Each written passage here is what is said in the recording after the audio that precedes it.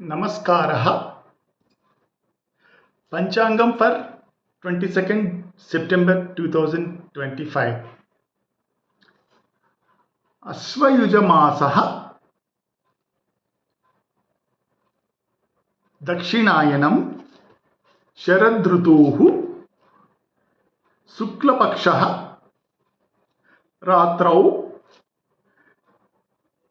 8:50 यावत्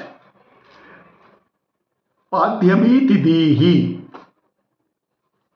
सोमवारः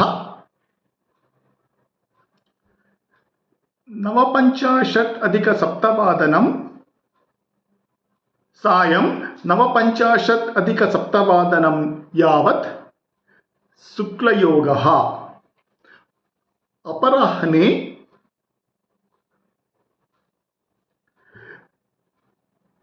10:12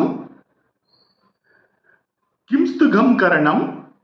अनन्तरं रात्रौ 8:50 भावकरणम्। शरन्नवरात्रि आरम्भम्। धन्यवादः।